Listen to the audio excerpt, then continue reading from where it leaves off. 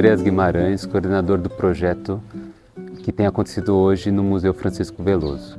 Esse projeto ele consiste na valorização do acervo que foi constituído pelo trabalho do professor João Veloso, nesses últimos anos. Esse projeto passará por uma fase de restauro dessas peças e pela um novo desenho de exposição que tem uma nova curadoria e uma nova sugestão de experiência para o visitante. Isso tudo acontece graças ao fomento de um projeto do Estado, através do CUT-SP e da Lei Aldir Blanc do Governo Federal. Eu sou Thales Gayan, estou como coordenador do processo de conservação e restauro aqui no Museu Francisco Veloso. Sou responsável pelo treinamento das nossas auxiliares e pelo acompanhamento, a realização de todas as atividades que visam recuperar o acervo e mantê-lo melhor conservado, desde o reparo de peças que foram deterioradas, que necessitam de reparos, para que elas possam ser vistas novamente, que estejam em boas condições de exibição e também melhorar a condição aí global de conservação do acervo. Isso é importante não só para que a gente tenha uma nova exposição renovada, com um acervo em excelentes condições, melhor preservado, mas de transmitir esse legado também para gerações futuras. Me chamo Mayara Fernandes, eu faço parte da equipe do Museu Municipal Francisco Veloso, junto com a equipe de pesquisa e a equipe de restauro e conservação.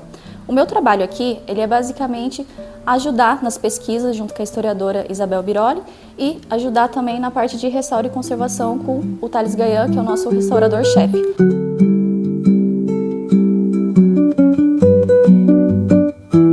Esse é um conjunto de esculturas em cerâmica da Congada de São Benedito, daqui de Cunha. Elas são peças que foram feitas pelo ceramista Luiz Toledo na década de 90. Foi uma encomenda feita para uma exposição que chama Retratos de Cunha, que aconteceu em 91 na Casa do Artesão e também foi levada para Santos também, na Galeria da Patrícia Galvão, a famosa Pagu. Então esse conjunto, ele não está todo completo, porque boa parte foi vendido, na época, e o restante do conjunto, na época, o prefeito José Monteiro, ele comprou e ele fez uma doação para o museu. E a gente ficou então com os 2 violeiros, a gente também ficou com o pandeirista. O pandeirista, o que acontece? Esse pandeiro, ele estava em outro boneco, ele estava segurando com a mão para cima e a gente fez a remoção, porque no caso o pandeiro na foto está com a mão para baixo. Então a gente fez uma intervenção aqui, a gente colocou um pino na mão e depois a gente deixou ele certinho. Algumas outras peças também não tinha a base. Por exemplo, essa base aqui, ela estava toda corroída, com algumas partes de cupim, e também ela estava colado com papelão e tinha muito resíduos adesivos, e a gente fez a remoção e a gente fez esse enxerto todinho com material com serragem e cola. E também alguns outros congadeiros estavam faltando as bases, então a gente fez uma base nova para elas. Ficou um pouquinho diferente das outras, mas a cor a gente permaneceu, então a estrutura dela ficou bem estável. Para mim está sendo uma experiência muito maravilhosa, porque trabalhando com as peças da Congada de São Benedito me fez lembrar do meu avô, que foi congadeiro também há 40 anos. E acabei vendo esse boneco e pelas fotos que o Luiz Toledo falou que as expressões, ele é uma representação das fotos dos congadeiros da época de 90, essa peça me lembra o meu avô, Casa do Bigodinho, e ele era um dos violeiros. Então, para mim, eu acabei dando o nome dele de vozinho. Meu nome é Isabelle, a minha primeira formação é na área das ciências sociais, com foco no estudo dos povos tradicionais, me utilizando do método antropológico. Eu também tenho desenvolvido a minha prática artística há pelo menos 10 anos, nas artes manuais e tudo mais. E esse ano eu fui convidada para fazer parte do projeto no museu e estou atuando como auxiliar de pesquisa e de restauro. Nessa parte da pesquisa, a gente está tendo contato com o estudo de alguns antropólogos que tiveram aqui na cidade pelo menos desde os anos 40. E outra coisa também que a gente tem desenvolvido é a pesquisa com os moradores da cidade, porque assim a gente consegue contextualizar melhor as peças, os usos, as práticas, né? Seja da agricultura, da culinária. Nesse caso aqui a gente tem o tipiti, que ele faz parte da produção da farinha de mandioca. E através dessa conversa com essa moradora do bairro rural aqui de Cunha, ela explicou como que ele era utilizado, onde a mandioca é ralada, colocada aqui dentro e prensada.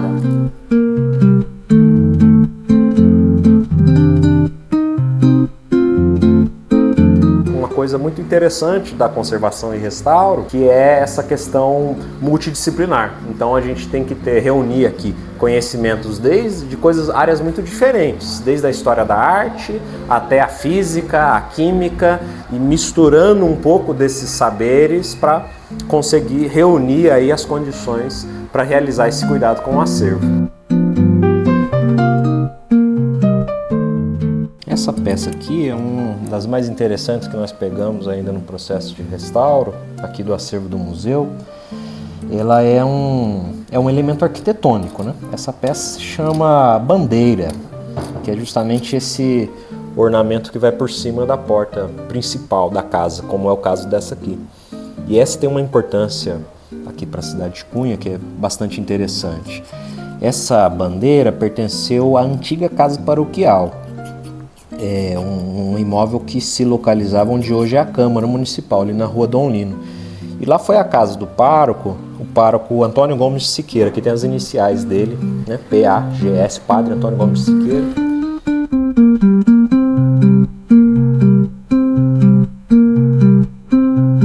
Além do conjunto da cerâmica, né, que é o conjunto da Congada de São Benedito, a gente tem outras peças das manifestações culturais aqui de Cunha. A gente tem o boi chimemé, o cavaleiro e o quebra-pote. O cavaleiro a gente ainda está fazendo as pesquisas para saber o que ele representava. Algumas pessoas daqui de Cunha nos relataram que ele era uma representação de um cavaleiro que distribuía partes do boi na festa do divino, que é o famoso afogado. Então ele distribuía para várias pessoas na praça. Mas a gente ainda está fazendo pesquisas para saber exatamente se a história é essa mesmo e para a gente poder também publicar nas redes sociais. Foi feita uma reestrutura nova para o boi chimemé. Ele estava com uma parte quebrada aqui do chifre, então a nossa outra auxiliar, Isabelle, ela fez essa parte do chifre que estava em falta. Também foi feita uma parte de reestruturação das orelhas do cavalinho.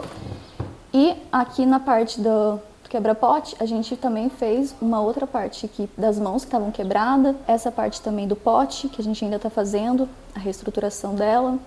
Algumas partes também estavam com falta de policromia, que é essa parte de tinta, a gente está refazendo e tentando manter a maior parte original.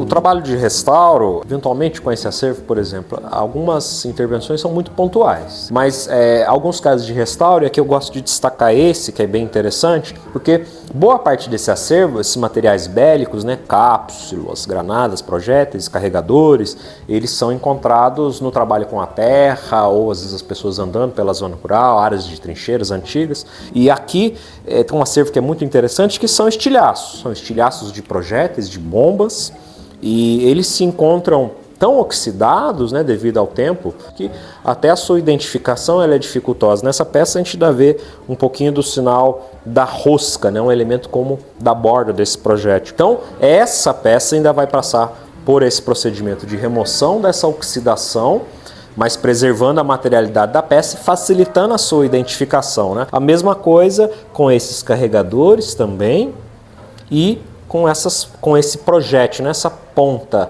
da bala, né, que ainda se encontra aí com difícil identificação. Então, o processo de remoção dessa oxidação, justamente para estabilizar a deterioração da peça e permitir uma visualização melhor do seu estado na exibição, né? Então, aqui um processo que ainda será feito em relação a essa coleção bastante expressiva aí da Revolução de 32.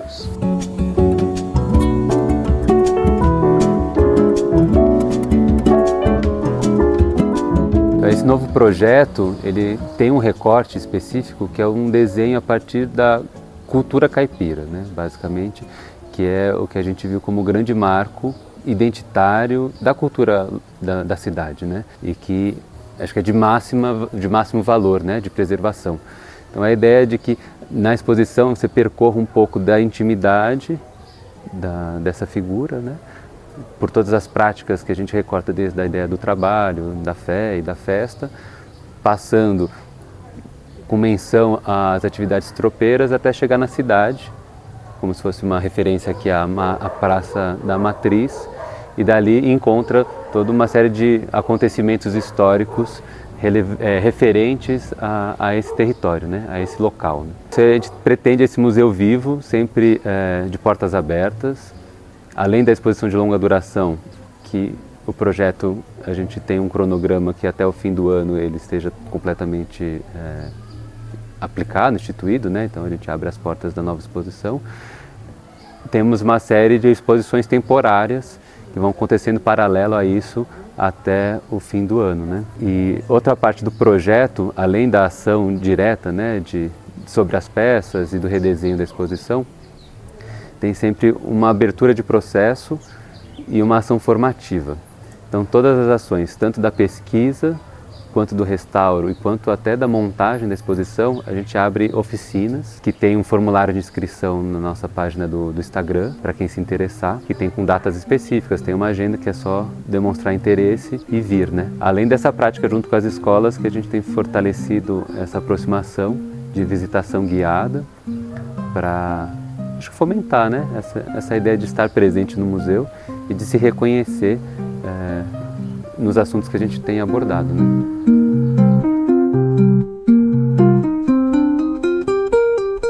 Venha no museu.